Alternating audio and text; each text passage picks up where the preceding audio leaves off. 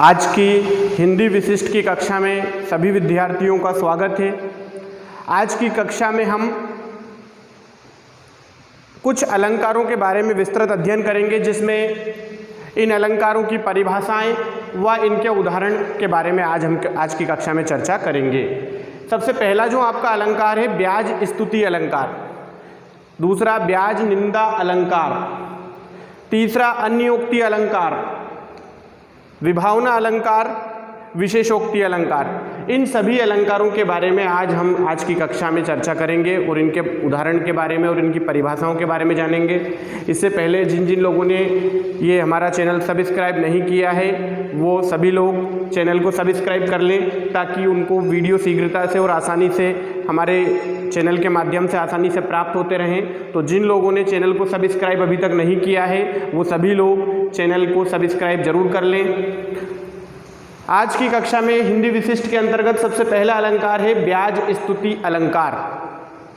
ब्याज स्तुति अलंकार के बारे में अगर हम बात करें तो ये वो अलंकार है जिसमें देखने में ऐसा लगता है कि किसी व्यक्ति की निंदा की जा रही है, बुराई की जा रही है, लेकिन उसकी निंदा के बहाने यहाँ पर स्तुति की जाती है।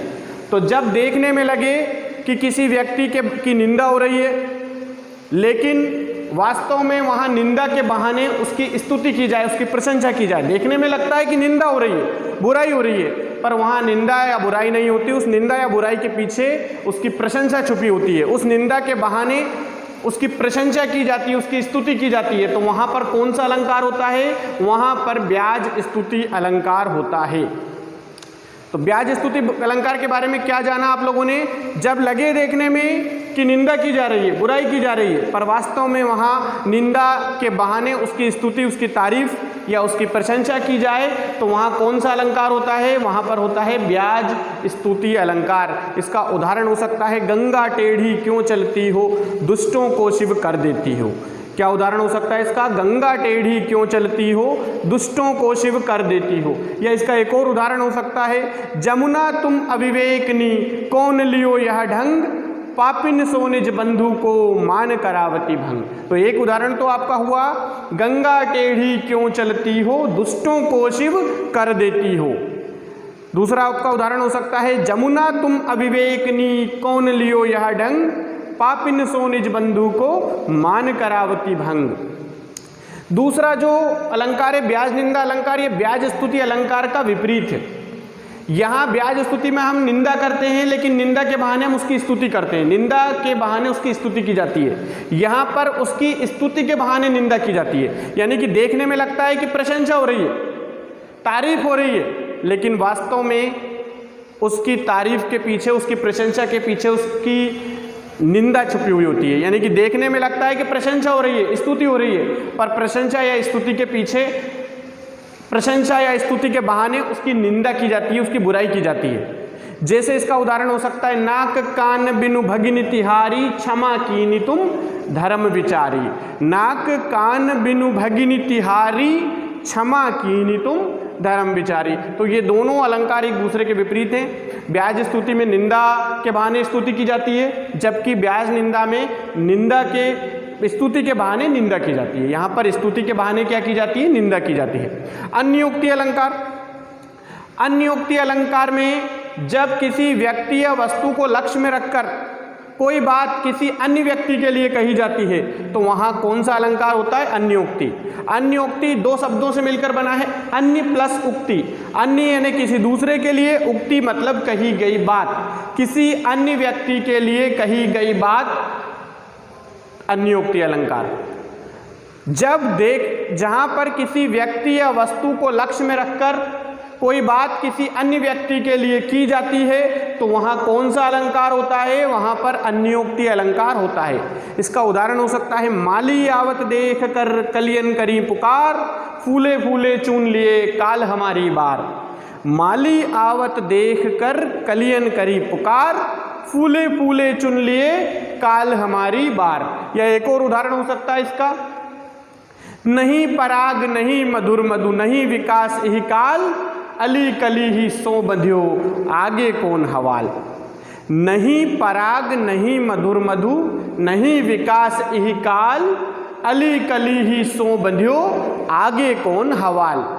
तो अन्योक्ति के बारे में क्या बताया मैंने? अन्योक्ति दो शब्दों से मिलकर बना है, अन्य प्लस उक्ति, अर्थात जब कोई बात किसी व्यक्ति या वस्तु को लक्ष्य में रखकर कही जाए, किसी अन्य व्यक्ति के लिए कही जाती है, तो वहां पर अन्योक्ति अलंकार होता है। उदाहरण क्या बताया मैंने? माली आवत देख कर कलियन करी पुकार, फूले फूले चुन लिए काल हमारी बात। या फिर नहीं पराग नहीं मधुर मधु, नहीं विकास इहि काल, अली कली ही सो बंध्यो, आगे कौन हवाल। विभावना अलंकार, अगला जो आपका अलंकार है चौथे नंबर पर, विभावना अलंकार। जब किसी कारण के ना होने पर भी काम होता है या काम होना प्रतीत होता है, कारण नहीं है फिर भी काम होता है, तो वहां कौन सा अलंकार होता है? विभावना अलंकार। जहां बिना कारण के ही काम का होना पाया जाता है, यानी कि कारण उपस्थित नहीं है लेकिन काम फिर भी होता है, तो वहां कौन सा अलंकार होता है? विभावना अलंकार। जहां बिना कारण के या कारण के ना होने पर भी काम का होना पाया जाए, वहां पर विभावना अलंकार होता है। इसका उदाहरण क्या हो सकता है? इसका उदाहरण हो सकता है बिनु पद चले सुने बिनु काना, कर विधि कर्म करे विधि नाना।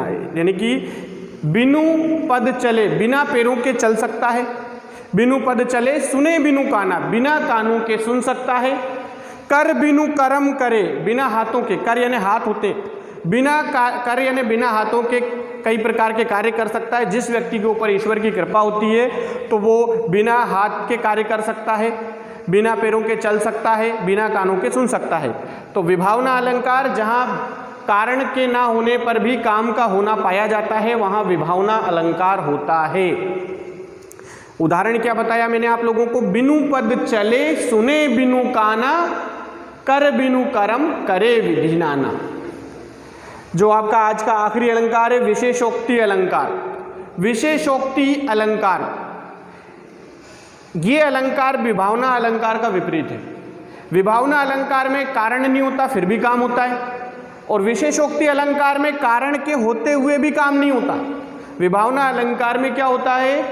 कारण के नहीं होने पर भी काम होता है, जबकि विशेषोक्ति में कारण है पर काम नहीं होता, कारण के होते हुए भी काम नहीं होता।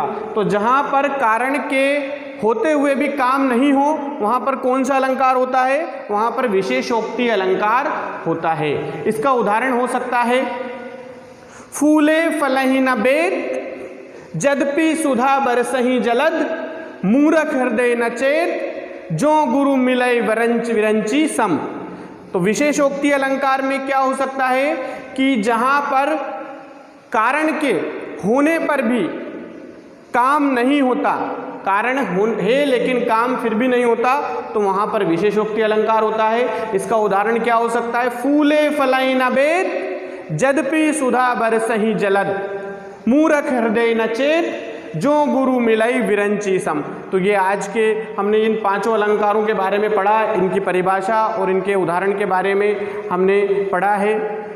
तो अगर आप लोगों को आज ये अलंकार के बारे में अगर समझ में आया है तो आप हमारे चैनल को सब्सक्राइब करें, लाइक करें।